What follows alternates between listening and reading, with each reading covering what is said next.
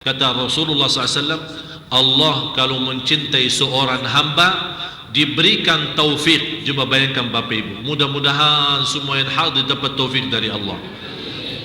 Kalau Allah, kata Rasulullah di hadis yang dihasankan oleh ulama, kata Rasulullah, barang siapa yang dicintai Allah akan diberikan taufiknya untuk laksanakan amal ibadah dan dicabut niyawahnya saat ibadah itu. Faham Bapak Ibu?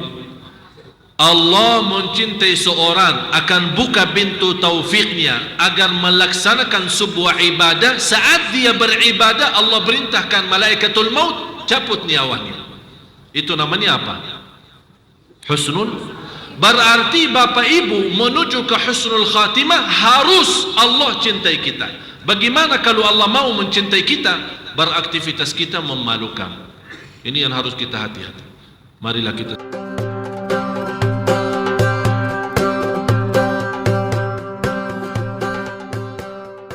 Assalamualaikum warahmatullahi wabarakatuh. Alhamdulillah, salatu wassalamu ala rasulillah wa ala alihi wa sahbihi wa mawala.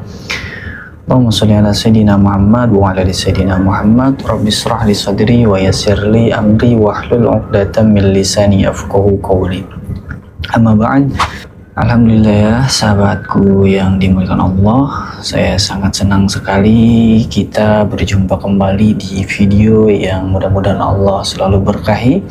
Kali ini kita akan sama-sama mendengarkan ilmu-ilmu ataupun amalan-amalan pelajaran yang disampaikan oleh guru kita, yaitu almarhum Tuan Syekh Ali Jabir.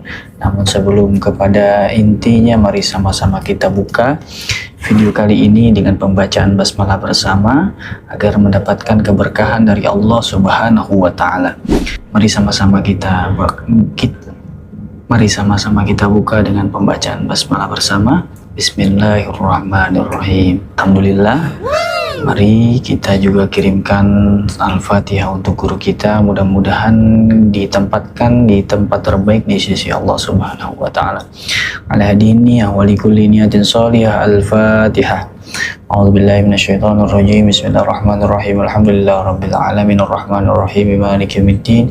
Iyyaka na'budu wa iyyaka nasta'in. Ihdinas siratal mustaqim, siratal ladzina an'amta 'alaihim ghairil maghdubi 'alaihim waladdallin. Alhamdulillah, mari sama-sama kita simak ilmu yang disampaikan oleh guru kita. Mudah-mudahan kita mendapatkan manfaat dan juga bisa mengamalkan dalam kehidupan kita sehari-hari. Bismillahirrahmanirrahim. Kembali lagi cerita Abi Zar atau Abu Zar radhiyallahu anhu, suka lapar untuk melembutkan hati. Bapak Ibu, ada 4 hal melembut hati, membantu khusyuk, dan juga 4 hal yang mengganggu kekhusyuan kita dan mengkeraskan hati kita. Yang pertama yang melembutkan hati kita, sedikit berbicara, artinya lebih banyak diam daripada berbicara. Malah bicaraannya dia lebih banyak kepada zikir. Sebagaimana saya pernah bawakan cerita salah satu orang tabi'in, namanya Ar-Rabi' bin Khuthaim rahimahullah. Kalau saya bilang tabi'in, itu mereka berjumpa dengan sahabat tapi tidak berjumpa dengan Rasulullah SAW. Ini Al-Imam Ar-Rabi' bin Khuthaim, gurunya Abdullah bin Mas'ud radhiyallahu anhu, sahabat Rasulullah. Apa sifatnya Imam Rabi' ini? Saking mulia dan luar biasa takwaannya. Kalau kita duduk sama dia 1 tahun, coba bayangkan Bapak Ibu, kita duduk sama dia 1 tahun, dia tidak bakal mulai berbicara. Bapak Ibu terbayang gak? Kalau kita duduk sama dia 1 tahun, dia tidak bakal mulai berbicara, hanya jawab pertanyaan, apa kabar? Baik. Assalamualaikum. Waalaikumsalam. Itu saja. Menurut saya, kalau ada orang seperti ini, dianggap orang itu tidak normal. Pasti dia lagi sakit jiwa. Kalau dia lebih banyak diam. Tapi kalau ada orang yang enak ngobrolnya, senang berbicaraannya, kalau sama kawan ini enak, ngobrolnya lama, tidak pernah bosan, padahal isinya dosa. Jadi yang melembutkan hati berbanyak diam dan sedikit berbicara. Malah berbicara kita berhati-hati, tidak berbicara sembarangan. Yang kedua yang melembutkan hati dan membantu khusyuk, tidak banyak bergaul. Bergaulan, apalagi bergaulan yang enggak jelas. Kemarin ada sekelompok, ya saya namakan kelompok ibu-ibu. Satu tim, bukan timnas ya, tapi tim ibu-ibu. Mereka Masya Allah aktif. Kalau soal majlis ta'lim, Masya Allah. Soal pengajian, Masya Allah. Tapi kalau mereka sudah sendirian, di luar jauh dari suaminya, berjalan-jalan ke pantai atau ke mall atau ke mana, subhanallah. Bukan subhanallah, na'udzubillah. Sudah bukan hanya bebas, terlalu bebas. Seolah-olah mereka bukan anak kecil. Mereka sudah dewasa, sudah faham. Malah mereka masing-masing sudah punya suami, punya anak. Malah pernah di antara mereka, tolong Syekh kasih istri Syekh ikut sama kita. Saya bilang enggak, tidak boleh. Macam ibu-ibu begini, tidak boleh. Saya tidak izinkan istri ikut seperti itu. Jadi kadang-kadang kita tidak berhati-hati dengan gaulan kita. Seolah-olah kita ikut majlis ta'lim, ma'murkan majlis ta'lim, soal gaulan itu urusan lain. Lakum dinukum waliyadin. Ini agama, ini dunia. Ustaz, jangan salah, kita tidak ikut campur di sini. Ini urusan gaulan, senang-senang ke mall, rame-rame. Maka kalau dia berketawa di satu restoran, di ujung restoran kedengaran suaranya. Ini bersoalan, barangkali Bapak Ibu menjadi sebuah kebiasaan. Tapi tambah kita sadar, lama-lama kita sebagai pemimpin di rumah, sebagai suami, lama-lama terhilang rasa cemburu. Menjadikan istrinya biasa-biasa saja. Dia gampang bergaul. Malah Rasulullah SAW pernah membawa sebuah ancaman hadis. Ada seorang, ya Rasulullah, bagaimana kalau ada orang sebagai ponakan keluarga, hamu itu ponakan, tapi bukan muhrim kan? Apakah dia boleh masuk dalam rumah kita ya Rasulullah? Karena di dalam rumah kita ada anak kita yang sudah besar, terus dia datang tiba-tiba masuk gaul. Apakah boleh secara bebas? Kata Rasulullah SAW, tidak boleh. Al-hamu al-maut, lebih baik masuk kematian daripada bertemu dengan orang yang bukan muhrim. Tapi karena kita sudah terbiasa, malah kita punya anak dibiarkan. Alasannya apa? Oh, ini ponakannya saja, ponakan katanya. Dia gaul bebas, pergi makan sama-sama di restoran sama-sama, malah dijemput antar kemana-mana secara bebas. Dan hal ini yang membuat kita lama-lama tambah sadar susah mengkontrol anak kita sendiri. Jadi yang membantu khusyuk dan melembutkan kalbu kita adalah sedikit bergaul. Apalagi bergaul sama orang yang tidak menambah iman kita, malah justru merusak iman kita. Seperti orang begitu kita keluar dari majlis ta'lim, ayo kita jalan. Maaf, saya baru habis pengajian, saya tidak mau ke tempat maksiat. Aduh lah, sudahlah, sebentar aja dong. Astagfirullah. Jadi seolah-olah kemaksiatan itu menjadi sebuah kebiasaan. Akhirnya kita tidak bisa membedakan mana maksiat, mana tidak. Dan ingatlah, keberatan taat, kadang-kadang kalau bertaat kan ada sedikit keberatan kan, agak lemas, tapi kalau kita bermujahadah diri, maksa diri untuk bertaat, kecapian dan keberatan dalam taat itu sebentar, begitu kita dalam proses taat hilang. Tapi tetap pahalanya disimpan, diberikan oleh Allah. Tapi lezatnya maksiat, saat kita bermaksiat juga, begitu kita bermaksiat, kehilangan rasa lezat dan syahwat. Malah begitu kita selesai dosa dan maksiat merasa diri sudah kecil. Begitu selesai maksiat dan dosa. Tapi walaupun kehilangan lezat maksiat kita, tapi dosanya masih tersimpan. Masih dicatat oleh Allah. Berhati-hati. Jadi yang pertama membantu khusyuk dan melembutkan hati kita adalah berbanyak diam. Yang kedua adalah sedikit bergaul atau bergaul sama orang saleh yang kita rasa orang saleh ini akan menambah iman saya, akan menambah ilmu. Yang ketiga sedikit tidur, apalagi malam hari. Dan sebaik-baik kata Rasulullah, sebaik-baik salat adalah salat Nabi Daud. Sebaik-baik salat adalah salat Nabi Daud. Bagaimana salat Nabi Daud? Habis Isya dia tidur separuh malam. Misal kalau malam hari 8 jam kurang lebih ya, kita hitungkan 8 jam, dia tidur 4 jam. Kemudian bangun salat malam 2 jam. Kemudian tidur lagi 2 jam yang tersisa. Begitu cara salat Nabi Daud. Dan sebaik-baik puasa Nabi Daud, Bapak Ibu sudah ngerti puasa Nabi Daud. Misal puasa Sabtu, hari Minggu tidak, puasa hari Senin dan seterusnya. Jadi sedikit tidur, yang terakhir adalah sedikit makan. Bapak Ibu saking kadang-kadang saking enak, saya aja salah kadang-kadang, apalagi kalau saat kita enak makan, ya, apalagi ibu-ibu yang suka kirimkan ke saya makanan Padang dan mereka tahu kesukaan saya dan itu ujian dari Allah. Jadi mohon maaf lagi sekali lagi, jangan kirimin makan lagi, ya. Jadi kadang-kadang saking enak makan, benar Bapak Ibu, saya terus makan sampai sudah nafas tidak mampu bernafas lagi. Saking enaknya, kalau memang saya punya 2 perut, boleh saya isi dua-duanya. Saking enaknya makan. Tapi subhanallah, tanpa kita sadar, tidur kita saja sudah berat.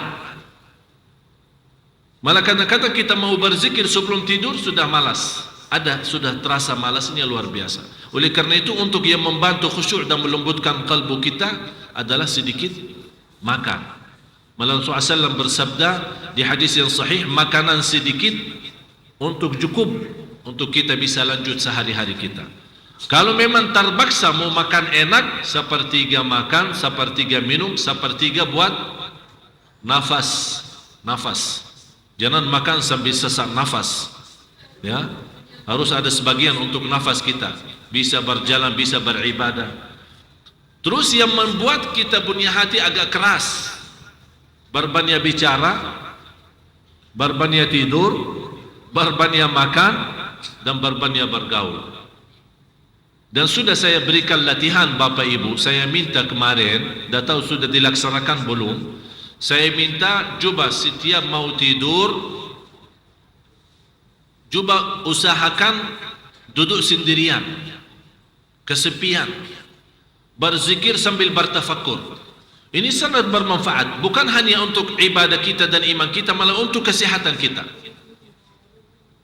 Jadi Abu Zar suka lapar karena melembut hati, wa suka sakit liyakhiffa dhanbi, karena kesakitan, kesabaran atas kesakitan menghapus dosa. Kenapa dia suka sakit? Agar dihapus oleh Allah dosanya. Kemudian suka mati. Kenapa wahai Abu Zar? Rasul ditanya, kenapa kamu suka mati? Kata beliau, aku suka mati karena aku ingin jumpa dengan Allah. Aku ingin jumpa dengan Allah. Sekarang pertanyaan saya, dengan ayat ini, setiap jiwa bernyawa akan merasakan mati. Kira-kira kalau kita terpilih untuk mati, apakah sanggup? Ini sekarang Abu Zar berkata, aku suka mati karena aku ingin jumpa dengan Allah. Sekarang pertanyaan saya, apakah kita ingin jumpa dengan Allah atau malu jumpa dengan Allah? Hah? Ingin. Betul. Berarti siap.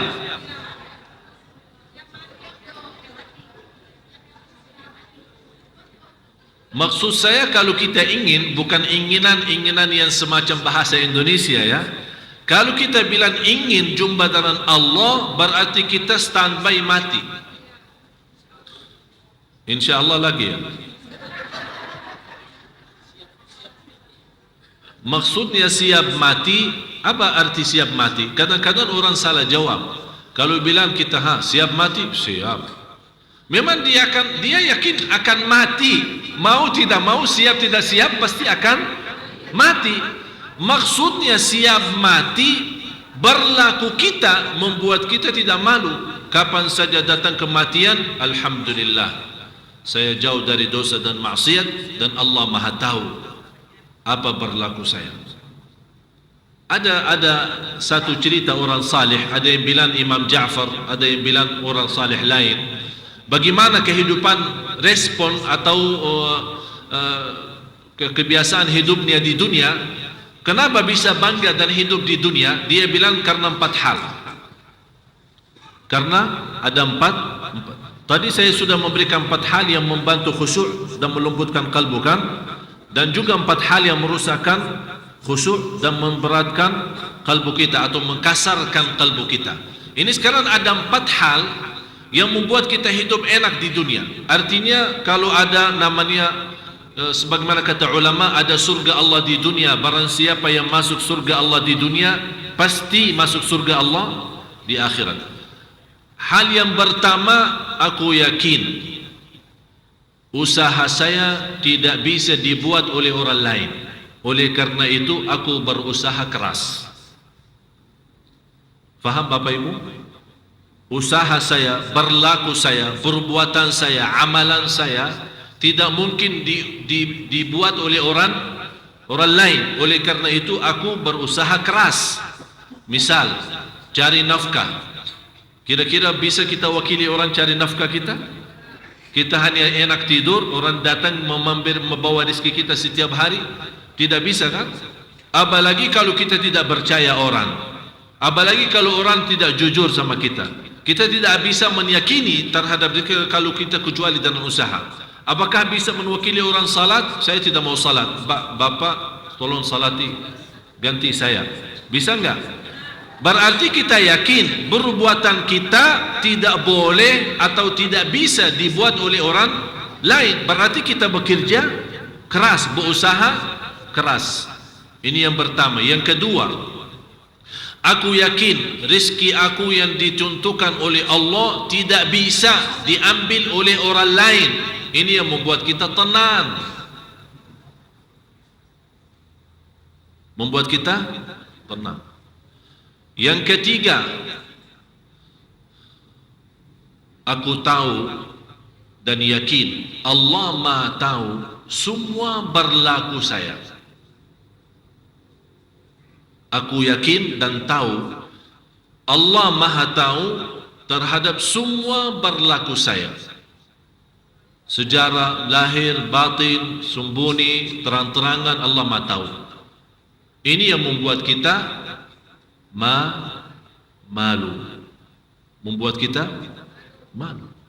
Coba Bapak Ibu terus terang saja. Kalau kita sebagai manusia, kalau ada seorang manusia tahu segala keburukan kita, gimana perasaannya? Malu enggak? Apalagi kalau kita punya masalah di rumah tangga kita, kemudian ada orang lain tahu. Begitu kita ketemu, dia malah dia yang kasih tahu. Pasti malu kan? Ini sama manusia aja sudah malu, apalagi sama Allah. Tak mungkin manusia bisa tahu terang-terangannya, jelas-jelasannya, tapi yang diam-diam, sembunyi-sembunyi bisikan kalbu kita yang ada dalam fikiran kita, hal-hal waktu kita kecil, waktu kita di sini, waktu kita di kampung, waktu kita di rumah, waktu di luar rumah, Allah segala sesuatu Allah Maha tahu. Ini membuat kita malu. Mudah-mudahan dalam perasaan malu kita terhadap Allah menyempurnakan iman kita, karena Rasulullah bersabda, al-haya'u minal iman. Malu itu adalah sebagian dari iman. Tapi malu bagaimana malu?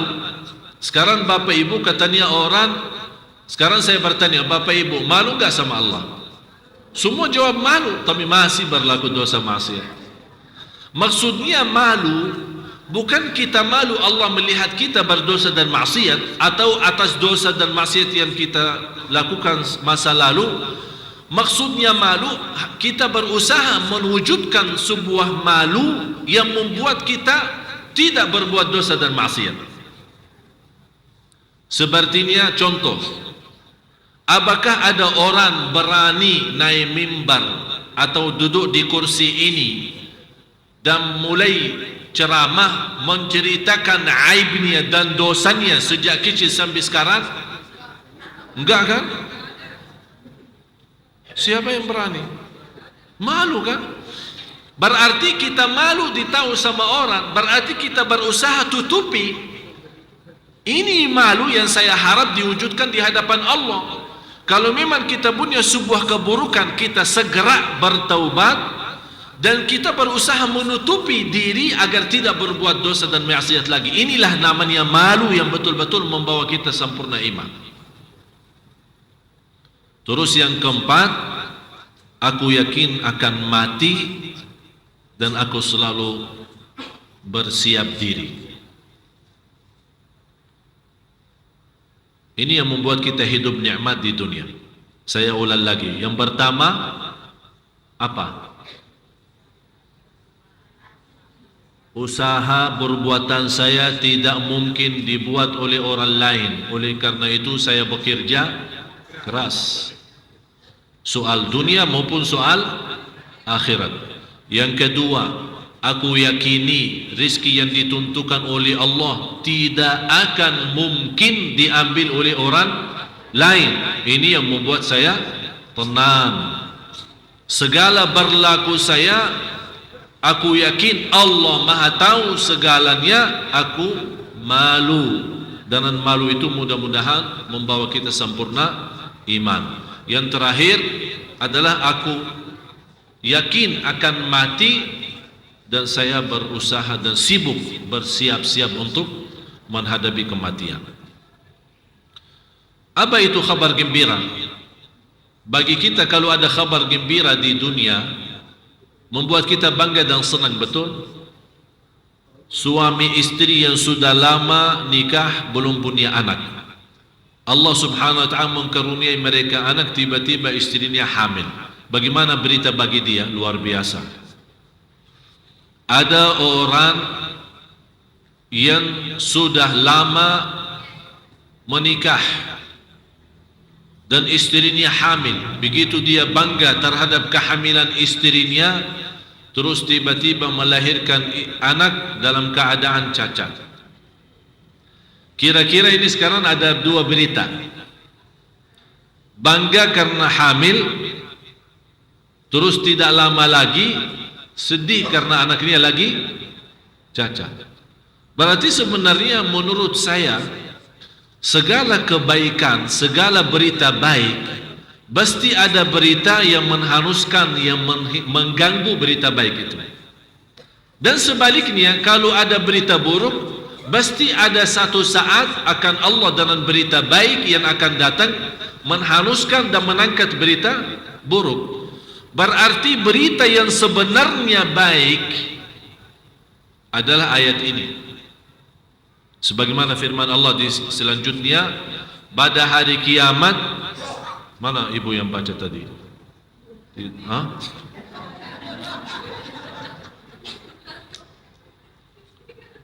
Ini tanda banyak qiyamul lail, Masya Allah.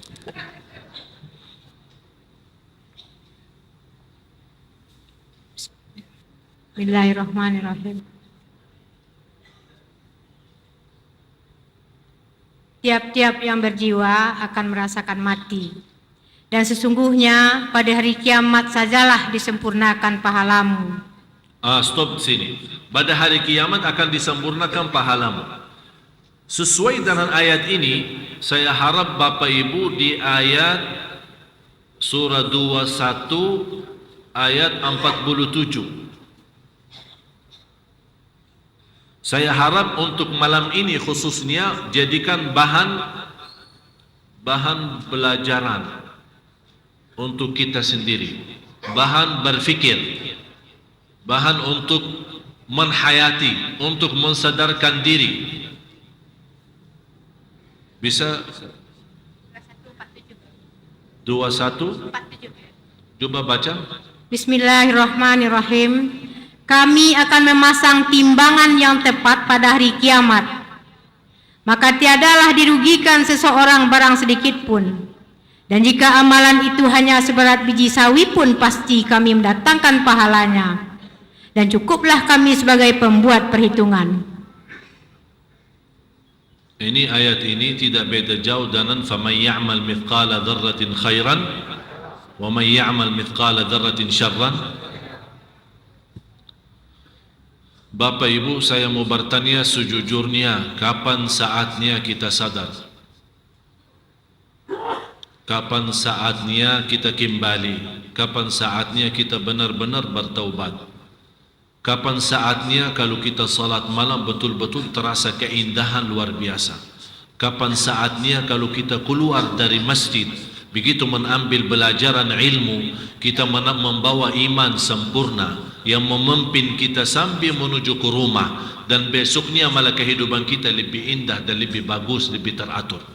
Kapan saatnya kita betul-betul memiliki rumah tangga sakinah mawaddah rahmah? Kapan saatnya kita memiliki keturunan anak salih salihah? Kapan saatnya kita menghabiskan banyak waktu untuk membaca kitabullah? Kapan saatnya kita siang hari walaupun di musim panas kita berusaha berpuasa? Kapan saatnya walaupun kita capek malam hari kita mengutamakan salat malam dan bercurhat, bermunajat kepada Allah Subhanahu wa taala, tumpahkan segala persoalan permasalahan kita walaupun orang lain mencaci maki kita. Kapan saatnya kita betul-betul ingat segala sesuatu yang kita miliki adalah milik Allah, harta kita, rizki kita semuanya titipan Allah Subhanahu wa taala. Kapan kira-kira Bapak Ibu? Ini semua ayat-ayat Al-Quran. Salah satunya juga di sini sebagaimana Allah Subhanahu wa taala berfirman, kabar gembira yang sebenarnya, faman zuhziha 'anil nari wa udkhilal jannata faqad faz. Tolong Ibu lanjut ayat itu yang tadi 185.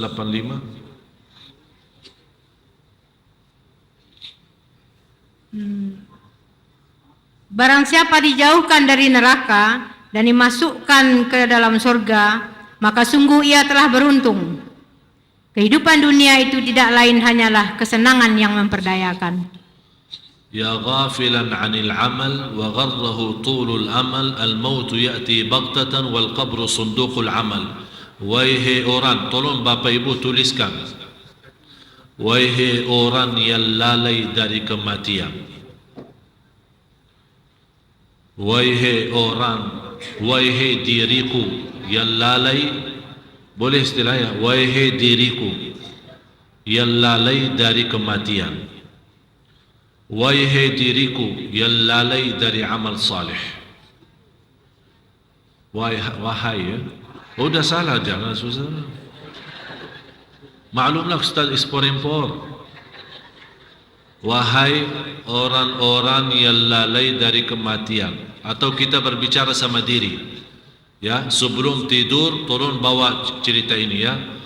Wahai diriku yang lalai dari kematian. Wahai diriku yang lalai dari amal salih. Wahai diriku yang tertipu dengan dunia, masih terlalu banyak harapan ya, masih panjang umur, masih banyak urusan, itu namanya tertipu sebenarnya. Wahai orang, wahai diriku yang tertipu oleh dunia, ingatlah wahai diriku, kematian itu akan mendadak datang. Tambah diberitahu, tambah ada info, tambah ada tanda-tanda. Jadi kita ingatkan diri, wahai diriku, kematian akan datang tiba-tiba, mendadak. Ingat wahai diriku, kuburan adalah kotak amal. Kuburan adalah kotak amal. Ini sekarang ada kotak amal kan? Ada kotak amal kan? Biasa kita isi ini. Sebenarnya kotak amal hakiki yang benar adalah kuburan. Apa yang kita isi di dalam kuburan itu yang akan nanti nampak. Itu yang akan keluar. Jadi Bapak Ibu kalau baca Al-Quran sebenarnya lagi isi kotak amal. Lagi bersedekah walaupun kotak Sunda Kelapa, tapi sebenarnya kita isi kotak kuburan. Karena dia bentuknya kan kotak kan.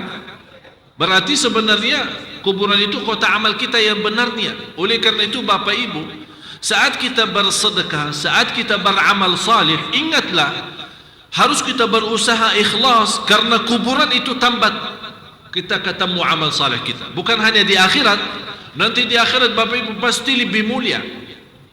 Jadi kita ingat dunia ini Bapak Ibu jangan harap balasan dari Allah. Orang berbuat amal salih, Allah melipat ganda 10 kali lipat kan? Sekarang karena orang-orang lagi susah, katanya suruh bersedekah, akan Allah ganti 10 kali lipat. Dia sekarang berfikir, kalau bersedekah 100.000 akan Allah ganti 1 juta. Walaupun betul Allah ganti 1 juta, tapi itu Bapak Ibu bukan namanya balasan pahala dari Allah. Itu namanya berkah keikhlasan taat kita. Pahalanya kapan? Kapan dibalas? Nanti. Di alam kubur kita dapat cahaya amal salih kita yang menari kehidupan kita. Nanti di hari akhirat Allah balas. Jadi kita nanti sendiri akan melihat dengan mata kita sendiri sejauh mana amal salih kita dilipat ganda oleh Allah. Malah ada orang datang, ya Allah, Allah tunjukkan, ini amalmu. Dia lihat seperti tinggi gunung-gunung. Ya Allah, saya tidak pernah berlaku seperti ini. Saya tahu diri memang beramal salih, tapi tidak sebanyak ini. Kata Allah Subhanahu wa taala, memang tidak sebanyak ini, tapi karena engkau pas beribadah ikhlasnya luar biasa, aku nerima ibadahmu dan aku pelihara dan tanamkan sambil menjadi seperti ini. Itu semuanya berkah ibadah kita. Berarti Bapak Ibu, kalau dapat rizki yang berkah karena kita taat, kalau kita dapat jodoh yang baik karena kita taat, kalau kita dapat usaha yang lancar karena kita taat, ini semuanya namanya berkah taat kita. Sebaliknya, kalau kita dapat sebuah cobaan, sebuah musibah, berita buruk yang mengganggu aktivitas kita, anak bandal, suami kadang-kadang macam-macam, istrinya tak jelas, ini semuanya namanya keburukan maksiat kita. Malah kata Imamul Hasan al-Basri, kalau saya tahu apakah berdosa dan maksiat, saya melihat akhlak istri dan binatang. Binatangnya, karena orang dulu kan naik kuda, naik unta. Dia bilang kalau kuda dan unta saat saya menjadikan kendaraan untuk berjalan, kalau dia lagi tidak stabil, tidak tenang, saya ingat, bukan salah dia, dosa apa yang saya lakukan sambil kendaraan saya tidak tenang. Dosa apa yang saya lakukan sampai istri saya tidak mau turuti? Dosa apa yang saya lakukan di hadapan Allah, barangkali dosa lalu yang kita lupa, sampai akibatnya menuju kepada anak kita. Ya Allah, ada apa? Sekarang kita kadang-kadang suka salahin anak kita, anak nakal, anak bodoh, anak bermacam-macam, ibu sudah capek, bapaknya sudah capek, kamu masih begini mulu. Tapi sebenarnya yang membuat dia, yang seharusnya kita sebelum melemparkan kesalahan kepada seorang, harus kita tanya diri, ya Allah, dosa apa yang saya lakukan sampai anak saya seperti ini? Kalau masih kita ingat dosa itu, berarti kita segera bertaubat. Kalau kita lupa dosa berlaku kita, tetap juga beristighfar dan taubat. Ya Allah, jangan menjadi bandal anak saya dan nakalnya anak saya akibatnya dosa lalu saya. Jadi sebenarnya berita yang luar biasa bagi kita adalah faman zuhziha, yang dijauhkan oleh Allah dari neraka dan dimasukkan dalam surga. Itu baru kabar gembira. Itu baru kabar baik bagi kita semua. Saya minta Bapak Ibu malam ini ayat surah 21 ayat 47. Jangan dilupakan. Ada seorang, saya tutupi, ada dua cerita. Ada seorang bertanya, Al-Imam Ibrahim ibnu Adham. Tuliskan, Imam Ibrahim ibnu Adham. Ini salah satu imam sufi, ulama besar. Ditanya, wahai imam, kenapa kita berdoa tapi tidak diterima doa kita? Kenapa kita berdoa tapi kita rasa Allah belum ijabah? Kenapa kita berdoa tapi kita selalu merasa Allah belum kabulkan? Beliau menjawab, jangan lupa namanya Al-Imam Ibrahim ibnu Adham. Salah satu ulama sufi. Dia menjawab, li'annakum araftumullaha falam tuti'uh. Karena kita tahu Allah sebagai Tuhan kita, tapi kita tidak benar-benar bertaat. Dan saya sudah jelaskan taat itu apa yang dimaksud adalah taat dalam rasa cinta, bukan taat dalam rasa terpaksa. Seolah-olah kita mau salat karena takut dihukum dan neraka. Kita mau salat karena takut menjadi kafir.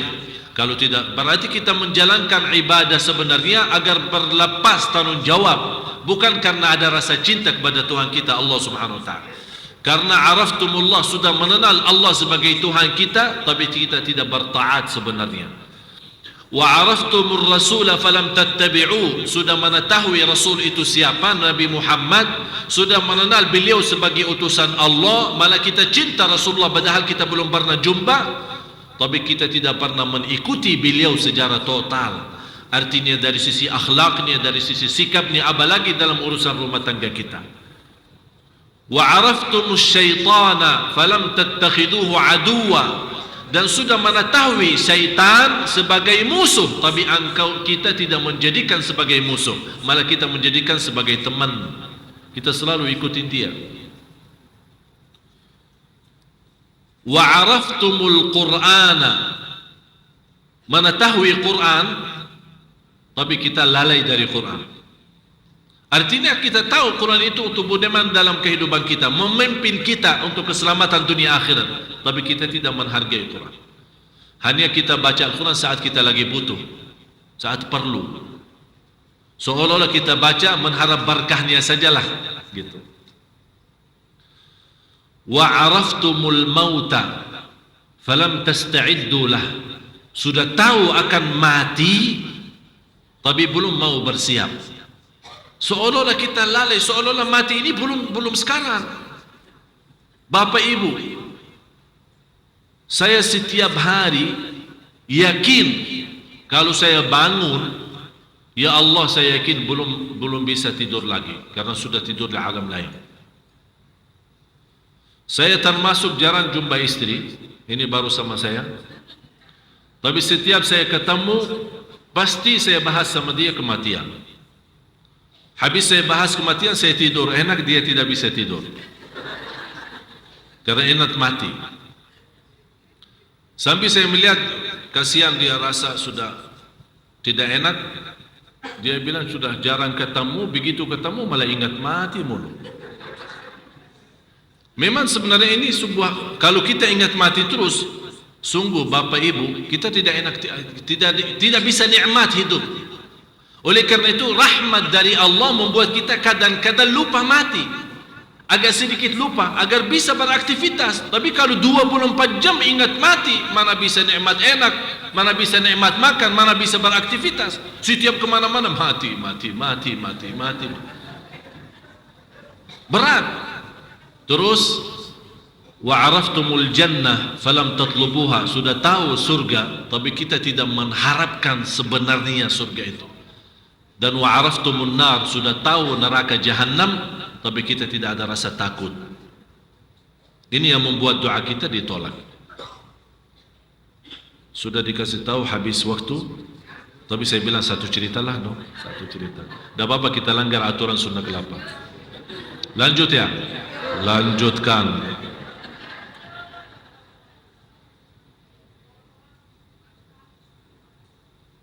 Sebenarnya ini cerita sudah lama, sudah lalu, sudah bertahun-tahun. Ini cerita terjadi di Arab. Ada seorang wanita pas di hari pernikahannya. Biasa kalau di Arab acara pernikahan beda sama akad nikah. Kalau di sini akad nikah misal pagi, pestanya malam kan? Kalau di sana enggak. Kalau akad nikah bisa 1 tahun sebelum pesta.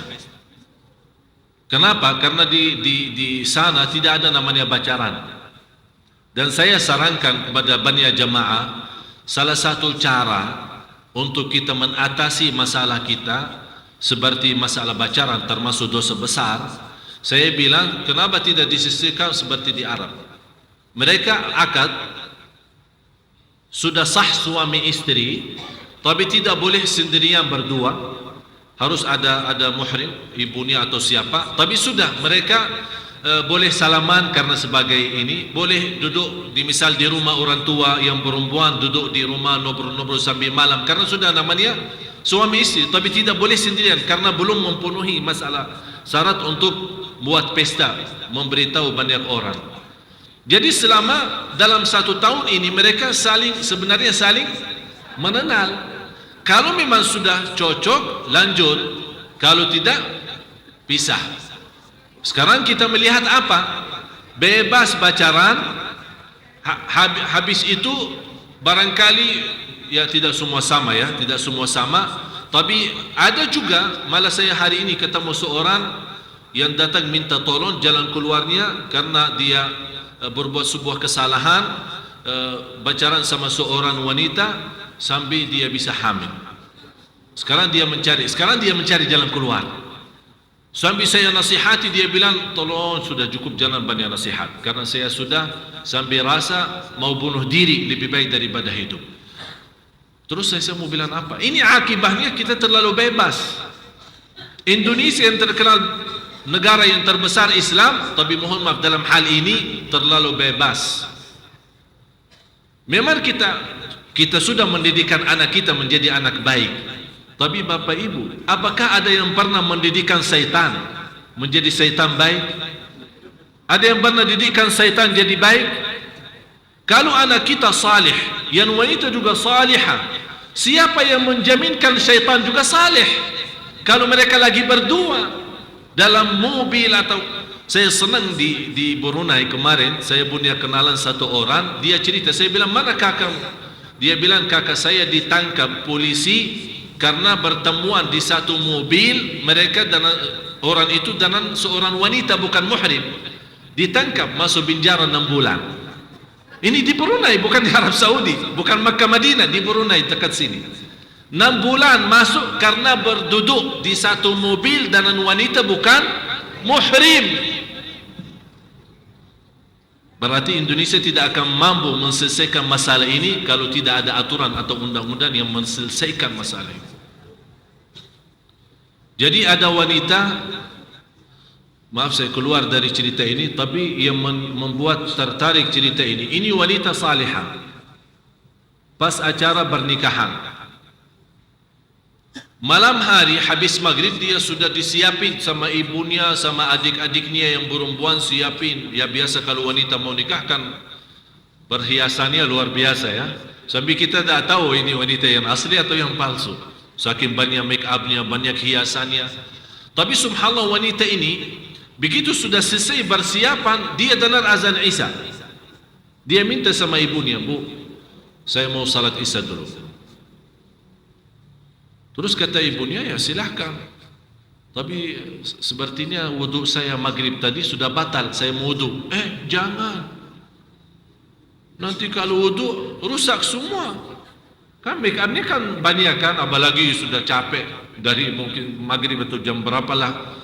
Kata ibunya jangan. Anaknya tetap mau wudhu dan salat Isya. Kata ibunya begini, kan saya ibumu kan, dan kata Allah bertaatlah kepada ibumu, jangan macam-macam. Ini tamu-tamu sudah nunggu lama di bawah, tidak perlu, jangan salat, jangan wudhu dan jangan salat. Maaf ibu, Memang saya harus taat kepada ibu, tapi dalam hal taat kepada Allah. Kalau ada maksiat, tidak ada taat. Pokoknya mundar mandir balik bola sambil keras-keras sama ibunya malah bertanya, kalau kamu tidak mau turutin saya dan tetap kamu mau wudu dan kemudian salat, saya tidak akan ridha terhadapmu sampai hari kiamat. Kata anaknya, maaf ibu, saya tetap mengutamakan ridha Allah. Kata ibu, terus nanti tamunya bilang apa? Kok habis, karena air kan sudah rusak semua, bagaimana nanti di hadapan tamu? Terus kenapa ibu kalau tamu-tamu? Kan tidak nampak cantiknya. Ibu apakah berharap saya cantik di hadapan mata orang, tapi di hadapan mata Allah tidak? Akhirnya tetap anak itu menjalankan apa yang dia mau. Kemudian dia ambil air wudu, kemudian salat. Ditunggu sama ibunya. Kemudian dalam keadaan sujud kok lama. Datang ibunya, gerakan dia dalam keadaan sujud, ternyata meninggal dunia. Di hari pernikahan dia, tetap dia mengutamakan salat, kemudian meninggal dunia. Itu bapak ibu, kalau ada orang menghargai ibadah, menghargai Allah, wallahi terjamin husnul khatimah. Sekarang kita lihat acara pesta kita, ya, maaf di Masjid Sunda Kelapa lagi, dia namanya di atas masjid jamaah rame-rame salat, tapi di bawah pesta, di bawah acara, malah musik, lagu-lagu. Untuk apa? Untuk ada penghasilan dan masukan untuk Sunda Kelapa. Kalau menuju kehasilan dan masukan untuk Sunda Kelapa tapi menjadi maksiat kepada Allah, lebih baik tak usah buat pesta di sini. Jadi kalau lebih acara yang lebih bermanfaat. Kenapa tidak memiliki aturan yang lebih bagus? Artinya kalau di bawah mau buat, silahkan buat pesta, tapi mohon maaf kalau waktu salat, maaf, kita lagi banyak jamaah yang mau salat, jangan terganggu. Malah kita membantu mereka agar mengamankan acara mereka lebih lanjut dan lebih lancar. Dan kita sebagian ditugaskan pada mengurus jamaah masjid untuk salat biar lebih aman dan lancar, malah kita urus mereka bermaksiat dan berdosa. Semuanya untuk apa? Untuk penghasilan. Maaf saya berbicara jujur karena hal ini mengganggu, bukan hanya mengganggu aktivitas orang yang salat, tapi sebenarnya mengganggu ridha Allah. Itu yang lebih utama.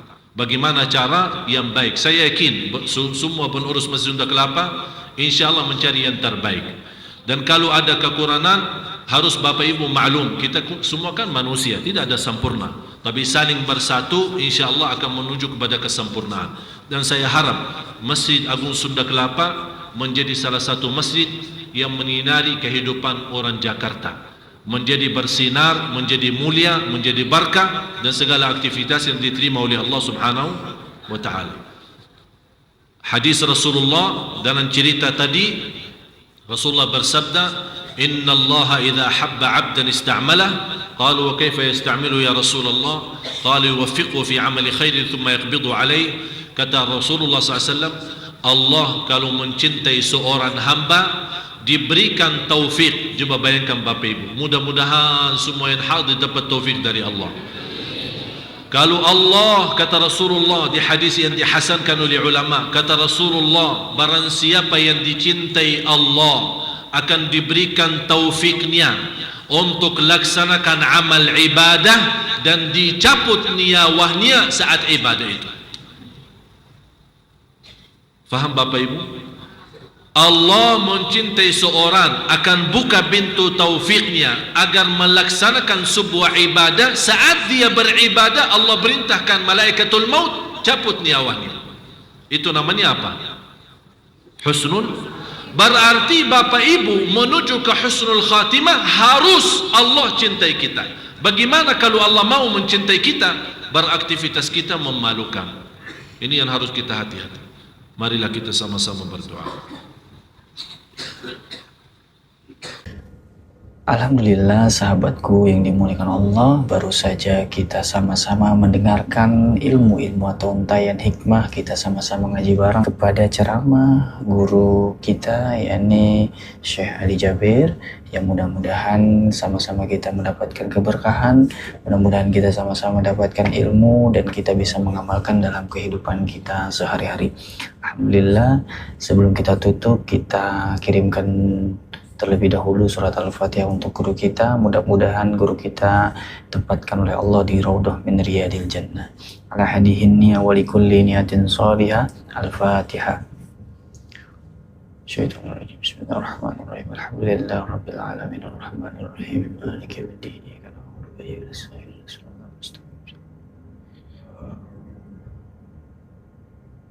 Mari sama-sama kita tutup dengan doa kafaratul majlis. Subhanakallahumma wa bihamdika asyhadu an la ilaha illa anta astaghfiruka wa atubu ilaik. Assalamualaikum warahmatullahi wabarakatuh.